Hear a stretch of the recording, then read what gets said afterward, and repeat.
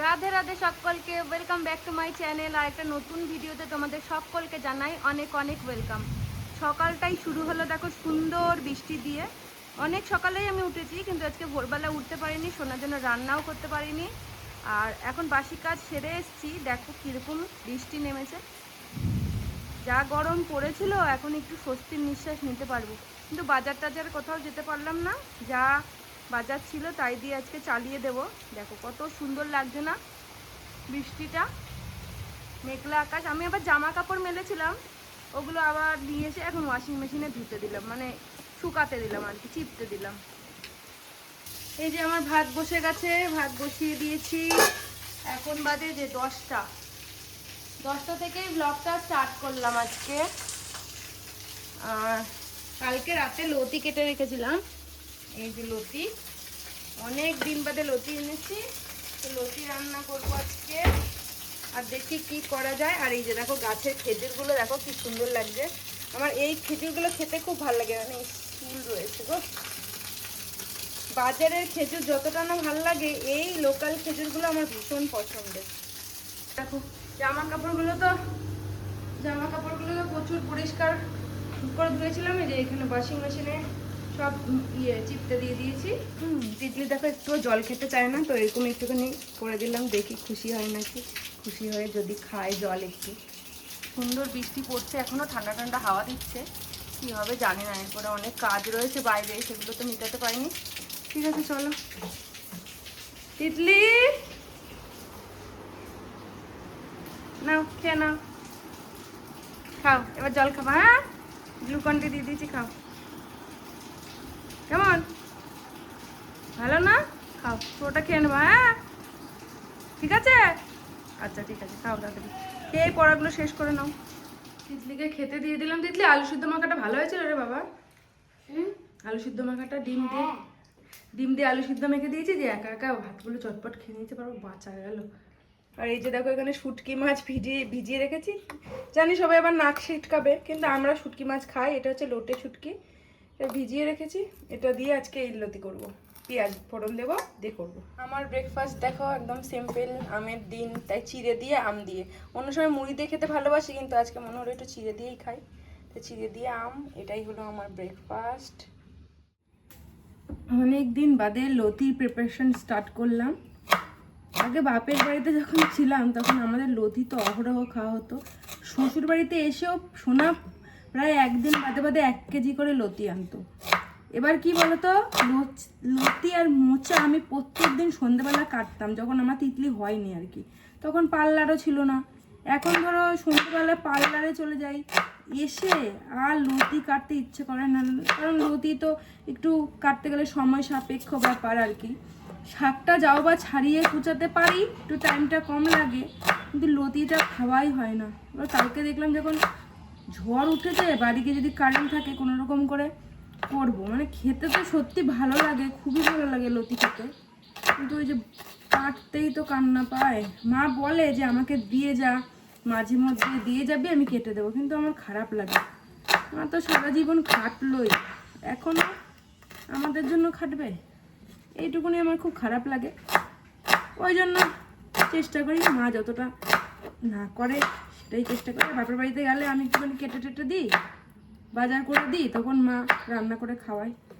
সব সময় তো আর হয়ে ওঠে না, বাড়িতেও করতে ইচ্ছা করে, কারণ সোনা খুবই ভালো খায়, খুব পছন্দ করে। তবে আমার অসুবিধা হয় বলে না, সোনাও কিন্তু বলে না যে লতি আনো করো।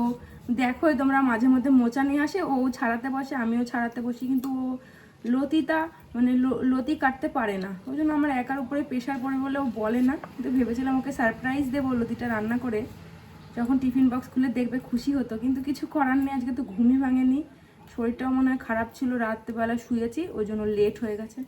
আর লতিটা দেওয়া হয়নি, রাতে এসে খাবে। আমার পেঁয়াজ কাট করাও হয়ে গেল, পেঁয়াজগুলো একটু ছাড়িয়ে নিয়েছি, তাহলে ভাজতে সুবিধা হবে।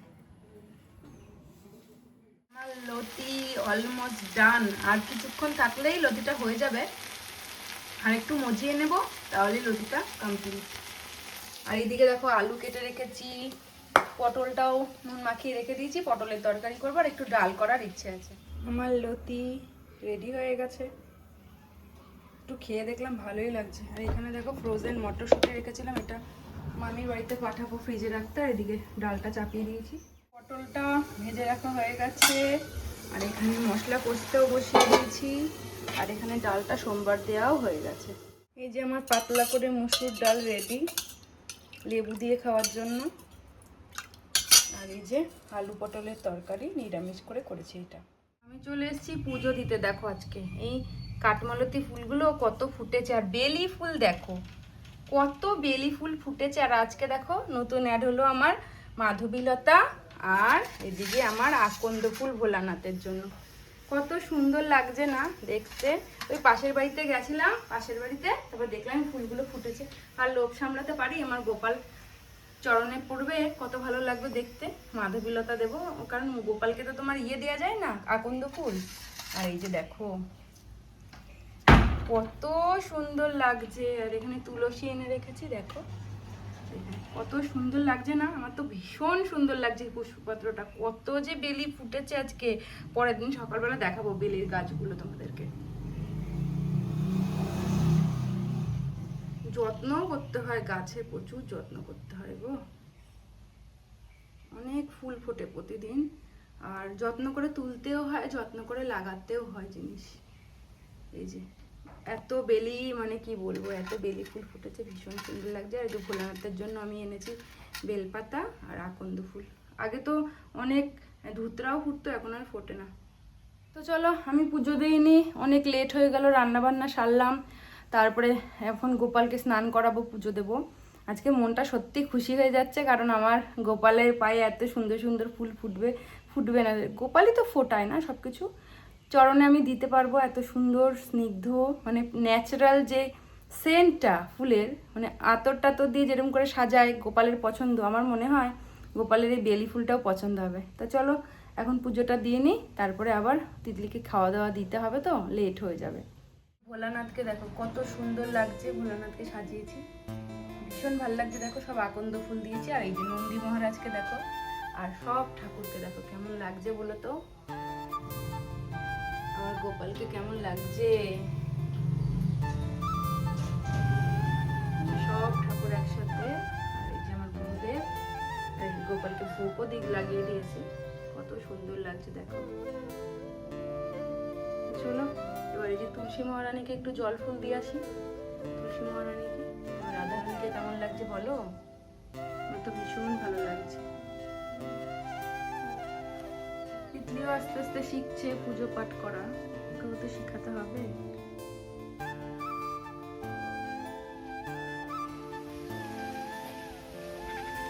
এই যে চলো আমার পাখিরাও চলে এসছে, পাখিদের আওয়াজ শুনতে পাচ্ছ তোমরা। এই যে বৃন্দাজিকে এটা দেওয়ার পরে ভোগ নিবেদন করি, আর আমার বুলবুলি পাখি এসে এখানে প্রসাদ গ্রহণ করে। চলো তুলসী তুলসী নারায়ণ, তুলসী তুলসী বৃন্দাবন, আমার শিরের খালি জল, মরণকালে দিয়স্থল। এইটা আমি শিখেছি, আগে জানতাম না। এটা আমাদের পুরনো তুলসীতলা, যেহেতু ঘর হচ্ছে ওই জন্য এই ছোট্ট তুলসী গাছটা এখানে এনেই রেখেছি। তারপর দিয়ে দিলাম, আর যেখানে বৃন্দাজিকে একটা প্রসাদ দিলাম, আর এখানে বুলবুলি পাখিগুলো এসে প্রসাদ গ্রহণ করবে। চলো এখানে এক গাদা পাখি, ওই যে পাখিগুলো সব ওয়েট করছে আমি কখন যাব আর ওরা প্রসাদ খাবে। ওই দেখো বুলবুলিটা দেখেছো, এই যে এখানে এসে হাজির হয়ে গেছে। ও জানে যে আমি এখান থেকে চলে যাবো, আর ওরা প্রসাদ খাবে। আয় আয় আয় আয় আয় আয়, সবাই এসে হাজির হবে। ওই যে ভয় পাচ্ছে আমাকে দেখে গো। চলো দেখো লাঞ্চ থালি আজকে, স্যালাড, লেবু, আর এটা কি লতি, তারপরে এই যে একজনে চলে এসছে দেখো, আরেকজনের সাথে ঘুরঘুর ঘুরঘুর করছে।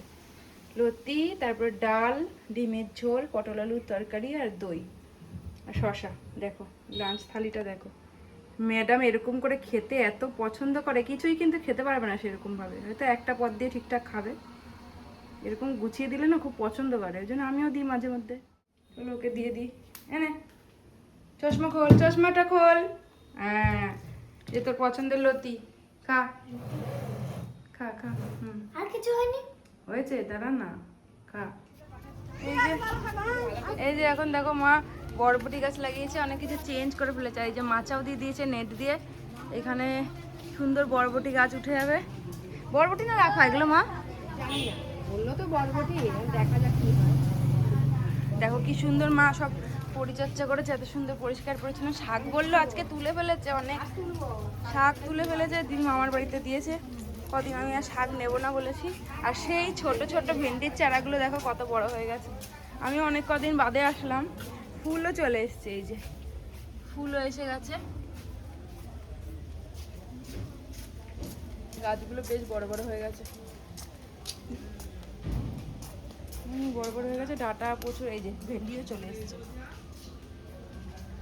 ভেন্ডি চলে এসছে। মারার ভেন্ডি কিনে খেতে হবে না একা মানুষের। মোটামুটি ভালোই সব গাছপালা মা যত্ন করছে। দোকান থেকে কিছু টুকটাক জিনিস নিয়ে আসলাম, ভেন্ডি আর এই দুটো শেষ হয়ে গেছিলো ঠাকুরের, এই দুটো। আর এই দেখো এই কর্নারটার কি অবস্থা, জলগুলো ভরে এখানেই রেখে গেছি। আর বাস্কেটটাও ধুয়ে দিয়েছি। চলো সোনা চলে এসছে, এবার ওকে খেতে দেবো। কাঁচা কুমড়োটা এনেছে খাওয়ার জন্য, এটা সেদ্ধ দেবো কালকে। এরকম তো কেটে দেয় না, কাঁচা কুমড়ো গোটাই কিনতে হয়, কি জানি কোথা থেকে কিনেছে। গোটাই দেয়নি, মানে কেটেই দিয়েছে। গোটা আনলে অসুবিধা, এতটা খাওয়া যায় না, ফেলা যায়, পচে যায়। দোকান থেকে এসে দেখো কাজ শুরু হয়ে গেছে। এই যে ভাত চাপিয়ে দিয়েছি, আর একটু শশা কেটে নিলাম। শশাগুলো নষ্ট হয়ে যাচ্ছিলো, তো ওগুলো ওই বাচ্চার দিয়ে কেটে নিলাম। কটা? হ্যাঁ 10:30। আর এই যে আমার রান্নাঘর ক্লিন হলো।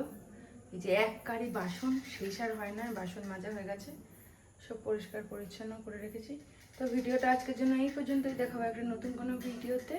ভিডিওটা যদি ভালো লাগে তাহলে অবশ্যই তোমরা লাইক, কমেন্ট অ্যান্ড শেয়ার করতে পারো। আর যদি মনে হয় সাবস্ক্রাইব করার মতো তাহলে অবশ্যই সাবস্ক্রাইব করো। তো চলো, এই কিচেনের কর্নারটা না আমার খুব ফেভারিট।